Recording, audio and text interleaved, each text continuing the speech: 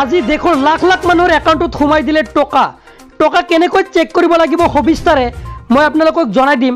মোৰ ওচৰত আহি পৰিছে নিয়মসমূহ। টকা চেক কৰাৰ নিয়মাৱলী চাই লওক। ইয়াৰ বাবে প্ৰথমত যিকোনো এটা ব্ৰাউজাৰ ওপেন কৰিব আপোনাৰ মোবাইল ফোনৰ পৰা। মই গুগল ব্ৰাউজাৰটো ওপেন কৰিছোঁ। আপোনাৰ মোবাইল ফোনৰ পৰা চেম প্ৰচেছত কৰিব। তাৰপিছত চাৰ্চ কৰিব PFMS। এইখিনিকে চাৰ্চ কৰি দিয়াৰ লগে লগে একেবাৰে ওপৰত যিটো ৱেবছাইট লিংক আহিব জাষ্ট ইয়াতে ক্লিক কৰিব লাগিব। তাৰপিছত ডেশবৰ্ড এনেকৈ খোল খাই যাব আপোনাৰ সন্মুখত। এতিয়া সোঁচাইডত আপুনি 3 লাইন পাব। চাওক ইয়াতে লক্ষ্য কৰিব পাৰিছে এনেকৈ কিন্তু পাব্লিক ফাইনেন্সিয়েল মেনেজমেণ্ট চিষ্টেম ডেশবৰ্ড আহিব। তাৰ এতিয়া সোঁচাইডত আপুনি 3 লাইন পাব। চাওক ইয়াতে 3 লাইন আছে। 3 লাইনত এটা ক্লিক কৰিব।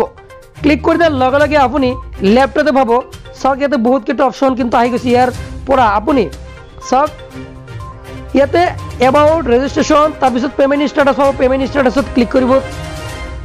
থাৰ্ড যিটো অপশ্যন আছে তাৰপিছত ন' ইয়ৰ পে'মেণ্টত ক্লিক কৰিব। ক্লিক কৰি দিয়াৰ লগে লগে পৰৱৰ্তী পেজটো এনেকৈ খোল খাই যাব। ইয়াতে চাওক পে'মেণ্ট বাই একাউণ্ট নাম্বাৰ।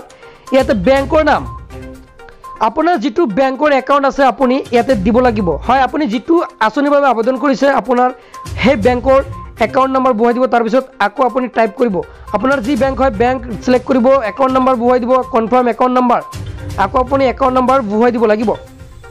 এইখিনি দিয়াৰ পিছত ৱাৰ্ড ভেৰিফিকেশ্যন যেনেকৈ আছে আপুনি চেম প্ৰচেছত এইটো বক্সত বহুৱাই send OTP on register mobile নম্বৰত ক্লিক কৰিব লাগিব। তাৰপিছত আপোনাৰ ৰেজিষ্টাৰ মোবাইলত এখন OTP আহি যাব। OTPটো বহুৱাই দিব লাগিব। চাওক এনেকৈ আহি গৈছে।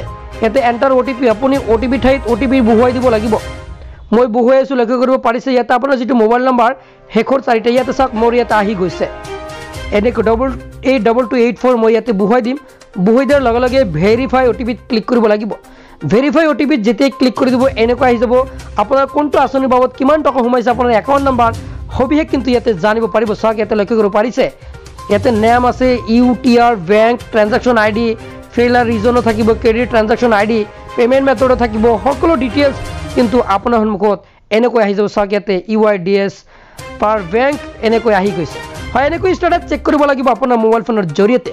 হয় যদি আপুনি যিকোনো আঁচনিৰ বাবদ আবেদন কৰিছে অৰুণোদয় হওক বা বৃদ্ধ পেঞ্চন আঁচনিৰ হওক যিটো আঁচনিৰ বাবদ আবেদন কৰিছে আপোনাৰ একাউণ্টত কিন্তু এনেকৈ চেক কৰিব লাগিব। সেনেকৈ নিত ভিডিঅ' পাই দিবলৈ চেনেলটো ছাবস্ক্ৰাইব কৰি ৰাখিব আৰু যদি পেজটো ফ'ল' কৰা নাই পেজটো ফ'ল' কৰি ৰাখিব আৰু ভিডিঅ'টো এটা শ্বেয়াৰ কৰি সকলোকে দেখাৰ সুযোগ কৰি দিয়ক। আজিলৈ মানে ধন্যবাদ। পৰৱৰ্তী ভিডিঅ' আকৌ লগ